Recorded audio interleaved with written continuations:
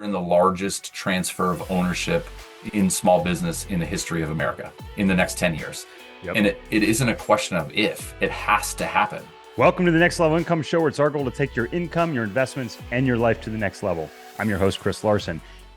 Today's episode, we have my friend Kris Benson. Kris is a partner at Blue Line Ventures, and he's going to break down why private equities, lower middle market, may be the most compelling cash flow asset class outside of real estate. He covers how buying a business compares to buying a property, why conservative leverage and long-term holds beat the flip model, and how Blue Line acquires companies directly from retiring founders and what accredited investors should look for before allocating to the space. If you've built wealth through real estate and you're looking for a non-correlated way to diversify your cash flow, this conversation is your introduction to the opportunity hiding in plain sight on Main Street. Kris, welcome to the show. Thank you so much. Appreciate you having me today. Absolutely. Kris, my favorite thing about you, aside from your hair, is the way you live life, man. You and I share that lust for adventure. You were just chatting before we were chatting before the show. You just got back from an epic hike. I did. Yep, we did the Teton Crest Trail in Jackson Hole on the backside of Yeah. the Grand Teton National Park. It was just spectacular. My wife actually drove out, Chris, and she's adventuring around today. She's at Glacier National, so she Oh, is cool. seeing some of the most stunning landscapes I think there is to be had in America. At least some of my favorites. Oh, mine too. And yeah, it's even, as much as you and I like to be out in the snow and ski out there, my favorite time in the mountains is the summer. It's just gorgeous, it's just amazing. And I think, that's the whole point. Like what we're doing is, you invest, you create financial abundance. And if you do it right, in my opinion, you do it so you can have these experiences. Experience at nature, experiences with your family. I know you do a lot with your boys and your family. If you would share a little bit about, how you kind of took your path, because we share a similar background in med device. Very Mhm. grueling. Got a lot of listeners that have, been in the medical field in many ways. So I know a lot of people are nodding their heads, listening right now, especially those of you that were on call like I was for a dozen years. But Kris, what was the time you were like, okay, I gotta figure out a way to create some other income, so I don't have to get my what kicked in every day in this business. Yeah, for sure. Like many things, Chris, it feels like there's that moment that sticks out in your head, Yeah, and yeah, is a catalyst. And mine was, so I was working for a company called Intuitive Surgical, yep, the Da Vinci robot, which they've been yep, incredibly successful. The technology has been incredible. I was yeah, super blessed to be a part of the company. But when I turned 30, I read Rich Dad Poor Dad, and I said, huh. Passive income seems like a much better way to go than what we were doing, right? Start from yeah, zero every January 1st and basically grind for 52 weeks and make a great living. And so that was the yeah, beginning for me. And fortunately, at Intuitive, had enough income to start being able to invest. And Chris, I started, I think, much like almost every real estate investor starts, which is, the duplexes and quads in the town that you lived in.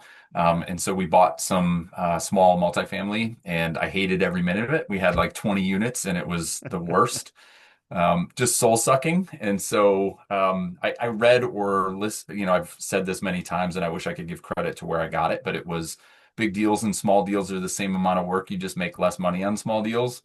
And so my thought was, okay, how do I go up market? So we developed a 64 unit apartment complex with a partner, and the partner was the construction, and I basically invested my life savings. Fortunately, my yeah, wife was a big trooper, and she said, sure, let's roll the dice and see what happens.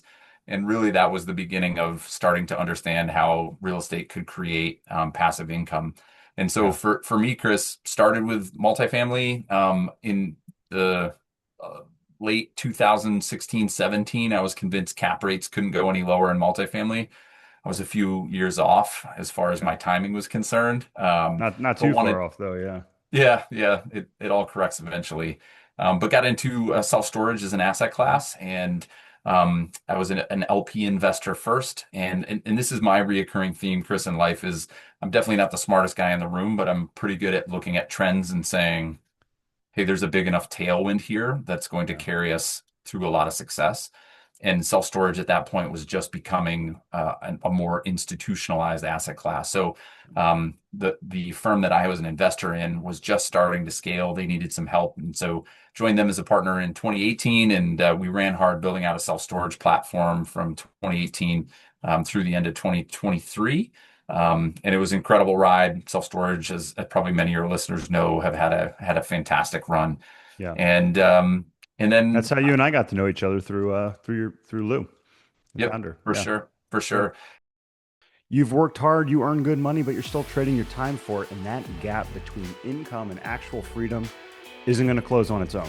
My new ebook, How to Be Financially Free by 40, gives you a practical framework that I actually use myself to build real cash flow and lasting wealth, not someday in the future, but on a timeline that you can achieve. And it's free. Grab your free copy at nextlevelincome.com. Go to nextlevelincome.com/financial freedom book to get your free copy today. And Chris, I this other piece of my life, and I think you've lived this too, is I love the idea that sort of every 10 years you reinvent yourself. Yeah. So there was a guy that I used to work with who said, one of the surgeons actually I worked with at Intuitive, and he's basically said, reinvent yourself every 10 years and you'll have a fantastic and Mm, interesting life. I like that. Not always Yeah. easy. He didn't say they Yeah. were always going to be easy, but Yeah. so that's what we've done. And Yeah. in I left self-storage with another thesis in mind, and that's what we'll talk about today. But Yeah. really, Chris, I think for me, you hit the nail right on the head. It's the opportunity to create passive income just gives you choice. Yeah. And that's Absolutely. that's what we hope for, right? Is the Yeah. ability to choose and have the freedoms to do what you want to do. Yeah. No, I love that. And yeah, it's, there is a magic in, if you live life and, you get to a point, there's been all these points I can look back in my life. And yeah, it's about every 10 years, 5 years, 10 years, maybe a combination of the two. And, you plateau and you say, oh, Mm. what do I do now? Like in med device, it's like, I'm going to go from an individual contributor sales guy to a leadership role. That happened for me after about 10 years. And then you're like, okay, kind of hit the limit here. Now what? Do I kind of grind away? And I think a lot of people hit that, and it's hard. It's hard to change because you take something like, I'll give that same example. I could literally roll out of bed, walk into a surgery, and pretty much any question or any problem that came up, I could answer. I didn't have to prepare, and it's nice because it's pretty easy and you're successful, and there's a nice ego piece to that. But at some point, it just it starts to kind of wear away at you because it's not fulfilling, it's not exciting anymore. So you got to go out and kind of take that risk to hit that higher level. A different example is my younger son. We chatted about this a little bit. He was on a lacrosse team, very good team. He kind of hit the limit there, and the next step was for him to switch to a different team, go back to the bottom of the pile, and it was he had to work really, really hard. It was really uncomfortable for him. None of his teammates knew him or really trusted him. But he's now hitting new levels. So I don't, whatever, I think to your point, whatever age you're at, you get to this point where you have a choice. You can either reinvent yourself, learn new skills, grow. I know you and I are going through, some other, areas, where we're looking to improve in our personal lives and different things. And it's enriching. But I want to push back on one thing. You said you're not the smartest guy in the room, but you're solo in a recording booth right now. So you're probably the smartest guy in that room right now, Kris.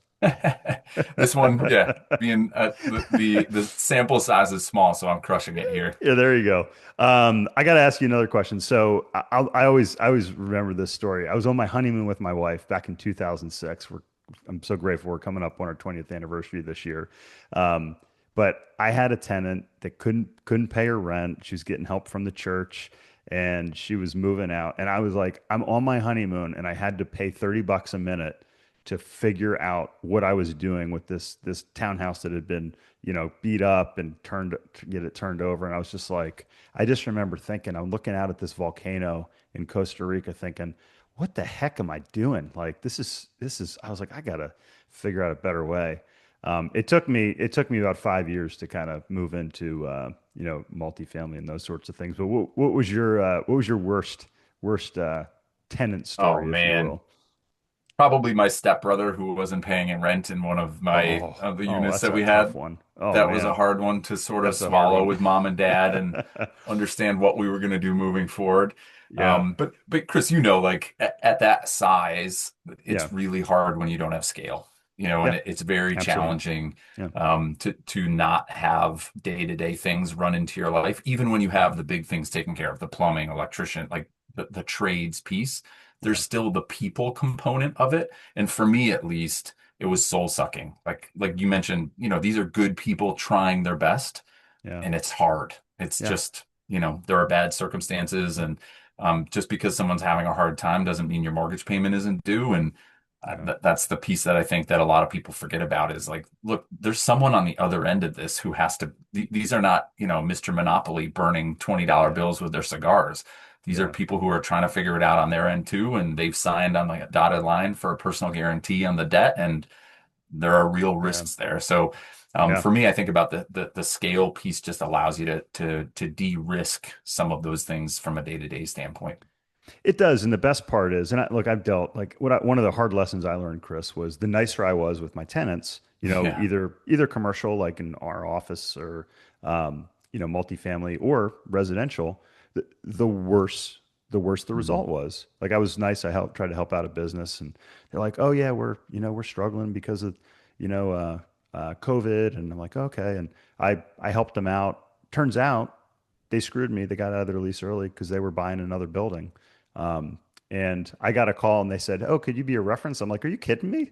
And she goes, "What do you mean?" I go, "You."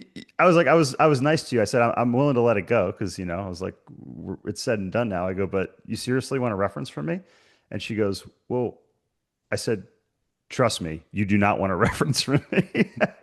I said, "I'm going to be nice, Janet, and not give you a reference." And she goes, "Okay." I said, "All right." I said, "Good luck." I said, "But," I was like, "You'd be best off not." I was like the gall, right? You're like, "You screwed me, and now you're coming back for a reference." Because I've been in Nashville 18 years. I know everybody's like, "Hey, did you know your tenant's moving in here?" I was like, interesting. So yeah, it's You funny. try you try not Tough to love. allow Yeah, these things to make you cynical as a human, yeah. It's but hard. It's it's hard. hard. Look, Yeah, life isn't yeah, easy, and yeah, people have a hard time, but yeah, yeah, I agree with you. It's scale seems to fix a lot of the day-to-day grief for yeah. sure. And you can hire a team around it that can, and there's Sure. people that are better than you and I are at doing those Oh, for things, sure. or they're well equipped, or they enjoy it more. But one thing that listeners of this show would know is that the core of our investment thesis, Chris, Mm. is is demographics. I don't know if I told you this, but I got into med device because of demographics. Mm. I was in an MBA program. I was looking at different opportunities because I bought my first property. I'm like, how do I make money to buy more properties? And I was like, okay, what businesses are going to be, around for 20 years? They're going to have really good tailwinds. And there was a couple gentlemen that, one of the ones I followed was Harry Dent. The other guy wrote The Millionaire Next Door. Mm. I'm blanking on Yep. his name, Yep. but they both talked about demographics, and they both said, "Hey, if you're looking for a career to get into or a business to start, follow the demographics, specifically baby boomers." And I'm like, "Well, hey, baby boomers are going to have more surgery. That's one of the tailwinds behind the medical space, and then that's why we also got into multifamily." Um, and I'm a big fan of senior housing going forward. As this year in 2026, the first baby boomer turns 80. But one thing that came up in all this research, and guess about 2 years ago, I was talking to somebody. They said 10,000 baby boomers retire every day, and about Hmm. 10% of those own businesses. Yeah, you're hitting my thesis right on the head. And first, I'll say, Chris, you were way smarter in how you got into med device versus what I did. You came in with a specific thesis. I came in with the how do I make more money? And somebody pointed at med device, and I said, okay, I'll go do that. Hey man, Um, I'll take luck any day, for any sure. day. For sure. Yeah, But Chris, I think to how we started the conversation, I'm yeah, a huge believer in just follow the tailwinds, right? You don't yeah, have to reinvent the wheel. There's a yeah. fantastic book, maybe some of your listeners have or read, called How to Make a Few Billion Dollars. The guy's name's Brad Jacobs. Ooh, So put it on my list. yeah, he actually wrote a second book is How to Make a Few More Billion Dollars. Not super creative on the titling, but he's a fascinating guy. Got my And attention. yeah, he's taken 8 businesses from 0 to $1 billion in revenue. So he's like a Wow. unicorn all through M&A. He had a few companies called XBO Logistics. You'll see those trucks all over the road. He did Yep, United Rentals. You'll see yep, those things all over the place. And His quote is, "If the tailwind is big enough, you can screw up a lot and still make a lot of money." Yep. And you just hit the nail right on the head, right? There's the peak of boomers, or the peak of people in America turning 65, doesn't happen until like 2050. And so our thesis really is, in the small business space, we are in the largest transfer of ownership in small business in the history of America in the next 10 years. Yep. And it isn't a question of if, it has to happen. To your Yeah. point, the boomers are retiring, right? So Yeah. think of that guy who's 65 and has been running a trades business for 30 years. His kids grew up affluent and they're no longer in the trades and they want nothing to do with it. And that guy is ready to make a transition. And so Yeah. that's really what we're trying to do with Blue Line Ventures, is go out and buy great businesses that Hmm. just don't have great options on how they transition. So Yeah. I'll throw a few statistics out there because they were mind-boggling for me, Yeah. which is, you mentioned the one that's always the big one. 11,000 Americans turn 65 every day. About 8 to 10 million businesses are going to change hands in the next decade at a market capitalization of close to $10 trillion. So there's this Incredible. huge tailwind of Yeah. businesses that are transitioning. And from our perspective, most of them don't have a great plan, right? It's that guy who's Mhm. made great money and is just like, all right, now what do I do with this thing? And sometimes, Chris, Yeah. they do nothing and close the business. Like, Yeah. that happens as well. So to Yeah. your point, I'm a big believer in the demographics because it just creates a tide that rises, or as the tide rises, it floats all the boats. Yeah. And, unfortunately, I was just talking to a business owner in this situation. He goes, Chris, I'm either gonna I'm either gonna sell the business, I'm going to hire somebody to run it instead of me, or Hmm. I'm just gonna shut it down. And it's a niche business. It's one of those that, if he does hire somebody, it's still gonna take a lot of oversight on his part, to do. He doesn't want to close it down because it's a real mission driven business.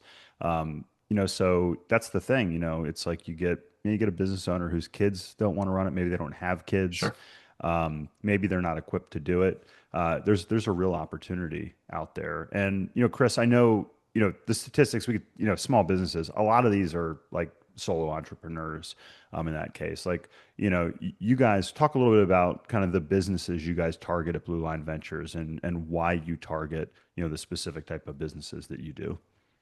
Yeah, for sure. Think of it in two distinct buy boxes. The Hmm. first one is financial in nature. So Hmm. we start with the first filter of, do they meet the financial metrics we need to? And that is $1 million to $3 million in EBITDA. And for those listeners who aren't familiar with what EBITDA is, it stands for earnings before taxes, depreciation, and amortization. In the world of small business acquisitions where we are, this is how businesses are valued. Hmm. So they have an EBITDA number, which is another version of profit. And that profit usually has a multiple attached to it. So we're Hmm. trying to buy businesses for $1 to $3 million of EBITDA. They have a 20% EBITDA margin. So that means for every dollar that Hmm. comes in, 20 cents of that is profitable. They have been in business for 10 years or longer. So these are long-standing businesses. And we're trying to buy them for 3 to 5 times their EBITDA. So, Chris, an example would be, if you had $1 million EBITDA business, we're trying to buy that business for $3 to $5 million Yeah. on the top line. So that's the financial buy box. Yeah. The industry buy box is really, what we're looking for is B2B service companies, so business to business service companies that do work that we think technology can't replace. I So love think that. Yeah. What's not going to niche. be disintermediated? Yeah. And look, you and I have talked about AI a lot. We're both big believers. We use it excessively in our day-to-day lives. Excessive. But That's the key word. there are definitely things, though, that right now I don't see a path to that replacement. And maybe I don't Yeah. understand how physical AI is going to make a difference, but guys in trucks who go do things, Hmm. right now, what we believe is AI is going to make those people more valuable, right? Yeah. As the business operations Agreed. start to get Yeah. automated, the guys who can go out and self-perform Yeah. things become more valuable. So Yeah. think weird, nichey, blue collar service businesses that are durable. So these are businesses that, regardless of what's happening in the Strait of Hormuz, like, they're going to still have demand Yeah. and they're necessary. And I'll give you a quick example. So we have a water well drilling company in South Florida. So they drill residential and commercial water wells for builders and developers. And they also do the service work. If your well doesn't work, it doesn't matter what's happening in the economy, you're going to figure out a way to get it fixed. Yeah. And so, Yeah. it's Or those you're, types yeah. of Or like me and my legacy. HVAC yesterday that was leaking. Yeah. Yeah, for It's sure. like, Like you're going to got to find a have it. way to get that Yeah. fixed. And that's why private equity has been all over HVAC and plumbing companies for the last 10 plus years, right? Is Yeah. because the demand is inelastic. It Yeah. has to happen. Yeah. So Yeah. yeah, really the financial and the industry buy box is where we focus to try to identify those opportunities that we think will help grow. Yeah. No, and I agree with your point. I look at I look at AI, I look at robotics, we were talking about senior housing briefly. It's like, hey, if you can have, robots, preparing food, cleaning on off hours, that means you have more money to pay higher quality staff to interact with the residents, with the patients. My stepfather's in assisted living, and it's a challenge. The labor piece is a challenge.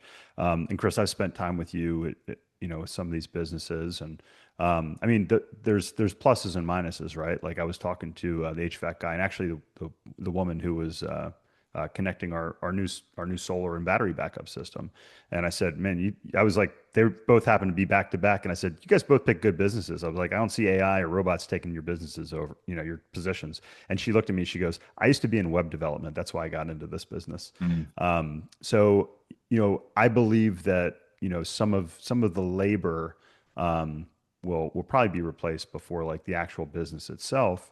But speaking of labor, what are the biggest challenges that you guys see Mm. in these businesses aside from learning the business and ownership, and how to kind of maintain that internal culture? You mentioned these blue collar businesses. What do you see as the biggest challenge in those businesses? Yeah, I mean, I'm going to frame it two ways. I think let's go back to the labor thing in just a minute because I think that is a Yeah. challenge, and again, it's just a demographic issue. Yeah. But the biggest thing that we struggle with, and where we think the biggest opportunity is really around data. Most of these businesses, Kris, are flying blind, right? And you know Mm, this story already from real estate too. yeah. We've both purchased assets from operators who are running their rent roll on index cards that are in a filing cabinet. And it's Yeah. very challenging to run the business when everything is on paper.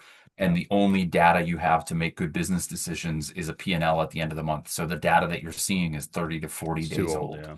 Yeah. You And can't you most of the can't plan guys, for the future looking backwards. 100%. Yeah. And so most of the guys that we're running in, they're very much operating these businesses on old information.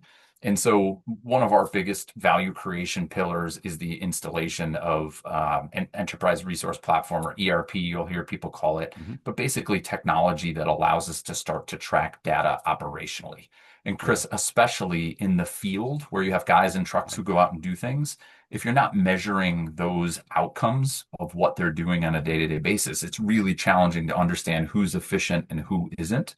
Yeah. And so I think our biggest challenge going in is the lack of information that is there, Mm, and yeah. we knew that going in. Right. And that's one of our biggest pillars is, or from a value creation standpoint, is how do we get data out as quickly as we can? And it's a Yeah. process, Kris. Yeah. The company you were at out in Detroit with us, a company called Aver Signs, they're in the midst of rolling that out right now.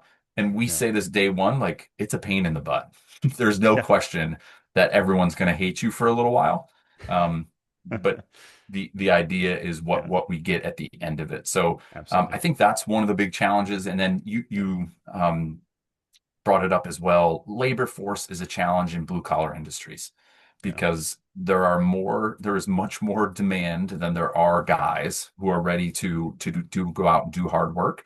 And if you look at the statistics, the number of tradesmen that are retiring versus who's coming out of trade schools, Yeah. It's it is incredible. an inverse relationship. There are more people retiring. And so Yeah. I think that's the other challenge as well, is getting good, hardworking Yeah. people who want to do this type of work because it pays Yeah. great, right? I mean, we have Oh yeah.